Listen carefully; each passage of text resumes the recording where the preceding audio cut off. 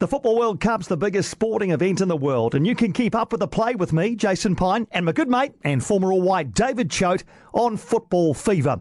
Listen daily throughout the World Cup as we bring you all the action from Qatar. Choate and I love football. We can't wait for the World Cup to get underway. So join us as we live through all the goals, all the drama, all the glory.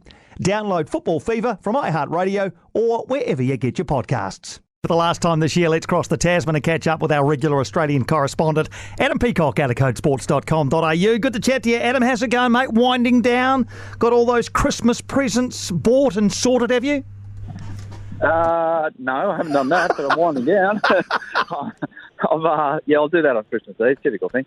No, just actually on a week off now after the World Cup, and I was going to have a quiet week this week, but then someone decided to put the grand final in Sydney for 3 weeks in the A-League, so that kind of kicked things off, and I've done a few yards this week and been well across that. But, looking forward to plenty of time on the golf course next week. And well-deserved it'll be. Well, I want to start with that. That's the first thing I've got written down. The decision by the Australian Professional Leagues to sell the A-League men's and women's grand finals to the New South Wales government for the next 3 years. That means that regardless of who's in the grand final, be it someone from Adelaide, Melbourne, Perth, even Wellington, God forbid, this will be held in Sydney. Can you outline for us the general reaction to this across the football community? Probably one word sums it up: vitriolic. It's not gone down well. And when I got told about it, I went, "Ooh, okay, that's an interesting one. You sure?" And I said, "Yeah, all good." And at the time when I got wind of the story, they kind of said, "Oh, we're pretty comfortable with the decision. It's good commercially for us. I think it's a good idea to, like, in 20 years' time, we'll look back and think, oh yeah, this is a great idea. It's going to be a tradition." And then you find out the details in the fallout, and it was like they'd skipped a few, cut a few corners in terms of consultation and how they got it through the board with their clubs and getting everyone on board with players and that. And man, it's just all kicked off over here because especially the fans, and I understand tomorrow even the Yellow Fever over there, they're going to go and tip the Adelaide fans up for 20 minutes in solidarity. So no, it's not gone down too well, and it has echoes of 2015 when we had that fan boycott and walkouts every weekend in the A-League. It's really, really sad after a great World Cup. Yeah, and that's it, isn't it? It's there was such a launching pad for football down this part of the world with the way the Socceroos played at the World Cup and the games we've all enjoyed watching. I see Newcastle kick things off last night. Their most vocal active support walked out after 20 minutes of their game against Brisbane. As you say, across the league, that feels like it's going to happen. Will the Australian Professional Leagues organisation back down on this, Adam? Will they take on board this feedback, this vitriolic feedback, and walk this decision back? No. My understanding is no. They had the chance to, once they saw the reactions through the week, they had the chance to then go, we'll reconsider. They reconsidered and doubled down and said, no, this ain't changing. We've got a contract with the government. We don't want to let that contract down. We don't want to be in $12 million debt to them because that's what it's worth, 12 to 15 million Aussie dollars over 3 years. So it's not like it's going to change the lives of all the clubs. It's a strategic commercial decision which is beneficial to them, but it's not like, oh wow, all our pain is going away. This covers all our losses. So it'll be interesting to see where it all balances up with what it costs them in terms of fan walkouts, in terms of gate receipts that are down, in terms of people that actually go to the grand final in June. I can't see it really succeeding, especially if they have two non-Sydney teams or two non-New South Wales teams in the grand final. It's a massive risk. Indeed it is. Great tweet that you put out during the week, during all of your other stuff that you were doing, and I'll read it out. Would this have been so bad? Third week of January, school holidays, magic round in Sydney, beach tourist stuff by day, fan festival at Bondi. Kiwis would love that. 3 evenings and nights of football across the 3 venues, A-League men and A-League women games. Lots of reaction to that tweet, positive reaction. That would have been a good idea, Adam. I know it's your idea, but that would have been a good idea.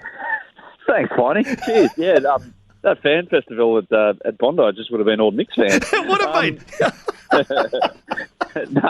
I just had like a thought about the grand final if the grand final is worth $12 million that the government want to pay, it's not going to be the bonanza that they think it's going to be a grand final, a magic round, but it's still going to bring people into the city. the government only want this because, I don't know if it's going on over there in New Zealand, but there's an arms race over here between the state government to attract big events, and they'll pay money for it. So they're using taxpayers' money to boost the tourism sector, especially out of COVID. So I get that.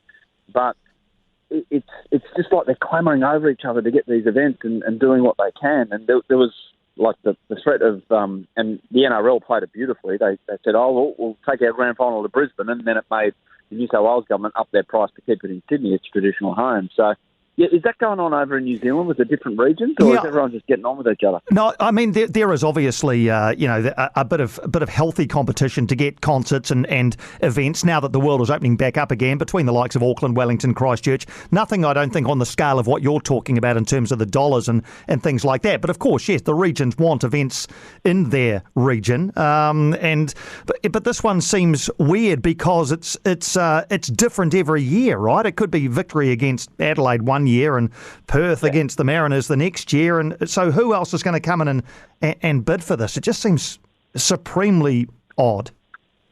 Well, here's the thing that's really ticked off fans, and we saw it with the Super League, that it's taken away.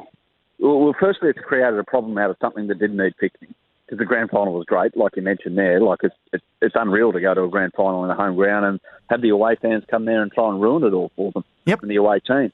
But another thing is that it takes away the meritocracy of football, and that's deeply entrenched in football. And they found that out the hard way, the European Soccer Super League, that they said, it doesn't matter if Manchester United finished 7th in the league the year before, they'll be in the Super League.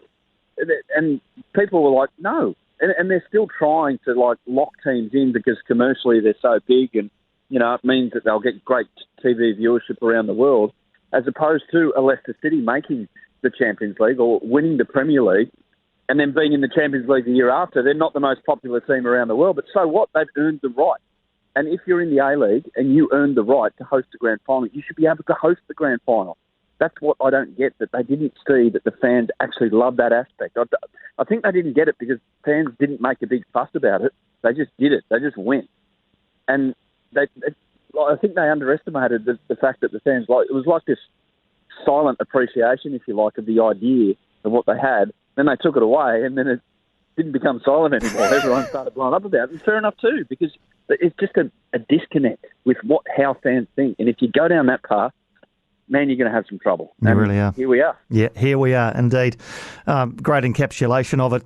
Just before you go, Aussie Big Bash yesterday. Sydney Thunder turned up for their game against the Adelaide Strikers. If you'd said to them beforehand, hey, you're going to set a world record. You're going to set a world record. They'd say, I'll have a bit of that. All out 15, Adam. 15-1-5. Oh, man.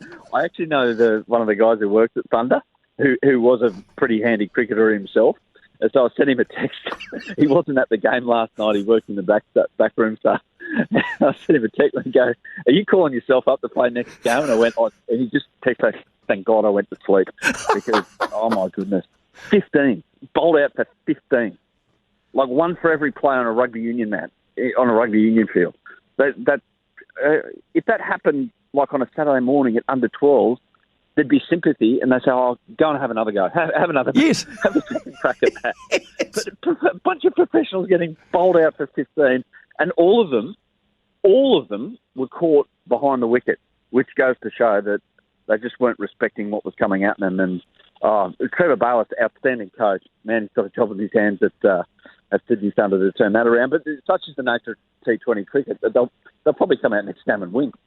That's it. The things can change. I love the fact that it beat the previous world record, which was held by Turkey against the Czech Republic. Those two cricketing powerhouses back in 2019. 5.5 overs the innings lasted. As you say, all caught behind the wicket. Henry Thornton, 5 for 3. Wes Agar, 4 for 6. A day to remember for them. A day to forget for the Sydney Thunder. Adam, it's been just brilliant having your Australian perspective right across the year, not only from Australia, but when you went to Qatar as well. Thanks so much for giving up your time every Saturday to chat to me and our listeners. All the best for a restful festive season, and hopefully we can do it again next year. Yeah, sounds good, Piney. It was a pleasure chatting to you, mate. And you too have a good Christmas and New Year's, mate. Thanks, mate. I appreciate it very much. Adam Peacock, our regular Australian correspondent. Read him at codesports.com.au.